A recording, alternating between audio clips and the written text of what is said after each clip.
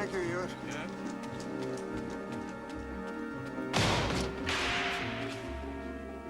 Thank you for coming, Doctor. Why didn't you call me earlier? Well, I didn't know what to... Oh, dear, oh, dear.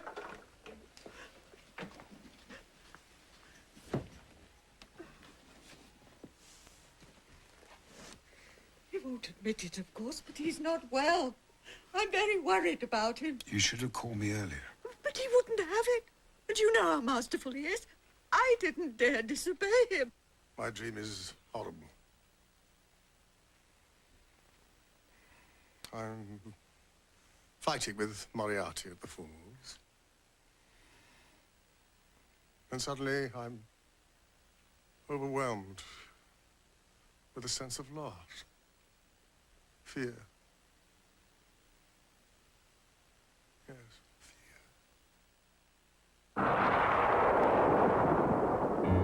Mystery is made possible by a grant from Mobil Corporation.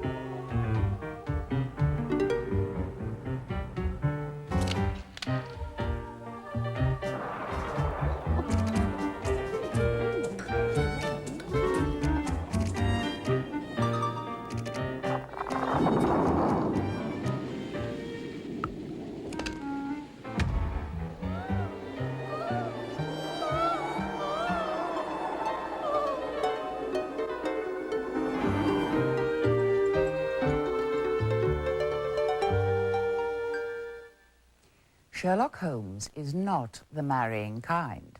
He prefers to leave such sentimentality to mere mortals like Dr. Watson. Love is an emotional thing, he says, and whatever is emotional is opposed to that true, cold reason which I place above all things. I should never marry, lest I bias my judgment. Only once has Holmes been smitten, and by an adversary, Irene Adler. The woman, as Holmes calls her, was a blackmailer who accomplished what few have ever done. She outwitted the great detective and slipped through his fingers, taking with her his undying love, not to mention his trust in women. It's the great irony of his life that the only woman who ever touched his heart destroyed his faith in the opposite sex forever. No wonder, then, that he has little sympathy for his client in tonight's story. Robertson Simon is a handsome aristocrat who's about to sacrifice his bachelorhood on the altar of marriage. Till death us do part, which may be a lot sooner than he thinks. Part 1 of The Eligible Bachelor.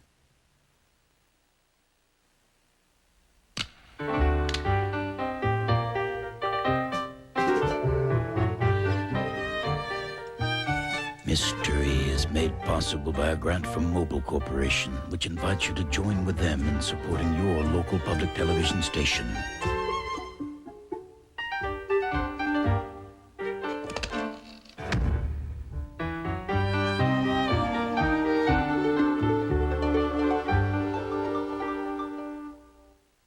Mystery is a presentation of WGBH Boston. This is PBS. What are you to say to me? Before I can tell you that, I must know your connection with Lord St. Simon. None. Watson? We are investigating his wife's disappearance. Oh, you must not find her. Such an edict requires justification, ma'am. No woman with a fortune is safe from him, believe me. Believe me. A veiled woman trembles. Now Holmes with an actress. That any man should be worthy of such love. Is it passion? Fear? Oh, I see, Miss Miller. It's both.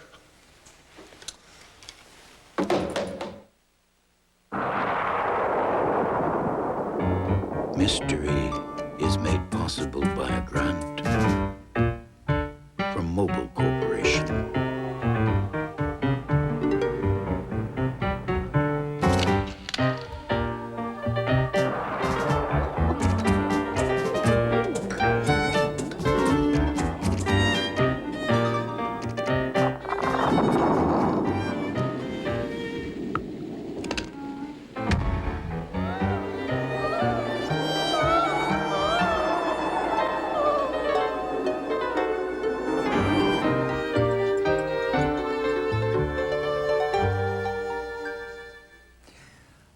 Robertson Simon is a dashing bachelor who's long on style and short on cash. But he expected his money problems to vanish when he married Hetty Duran, the daughter of a rich American. Unfortunately, it's his new bride who's vanished instead. Anxious to avoid a scandal, he's turned to Sherlock Holmes. As we saw last time in The Eligible Bachelor, Holmes took little interest in the case at first. A lover's tiff, he thought.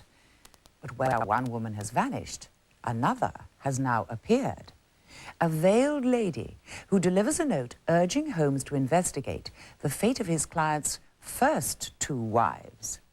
The woman fades into the night, leaving behind a mystery too tantalizing for Holmes to resist. He soon learns that the trouble was brewing even before Hetty went missing. On the eve of the wedding, a bullet whizzed by St. Simon's Head as he entered his club, and glaring at him from a nearby carriage was his former mistress, an actress named Flora Miller. Later, she drunkenly tried to crash the wedding reception, which was already a disaster, thanks to the distressed bride who became unnerved by someone she saw at the wedding. Holmes, too, has become disturbed by something he's seen in his dreams. Bizarre nightmares have troubled his sleep, and he's become so obsessed with deciphering them that Dr. Watson has begun to fear for his health. But it's Hetty Duran's welfare that worries them now. Her wedding dress has just been found, floating in the Thames. Francis Hay Moulton, the man revealed as Hetty Duran's true husband, was named after a real person who played a pivotal role in a 19th century sex scandal. In 1875, newspapers on both sides of the Atlantic carried the shocking story of Henry Ward Beecher, a noted American clergyman and reformer, who was accused by a colleague of having an affair with his wife. Francis Moulton, a mutual friend of the 2 men, tried to mediate, but he failed to prevent a long, sensational trial. The jury couldn't agree upon a verdict, so Beecher escaped professional ruin, but only just. The case must have made quite an impression on Conan Doyle, who lifted Moulton's name for tonight's tale of bigamy, madness, and murder. I'm Diana Rigg. Good night.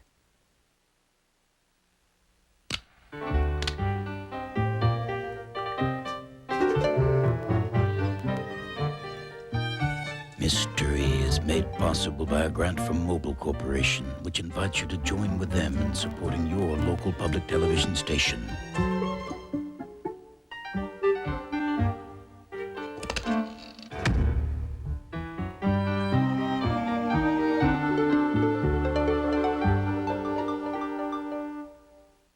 Mystery is a presentation of WGBH Boston. This is PBS.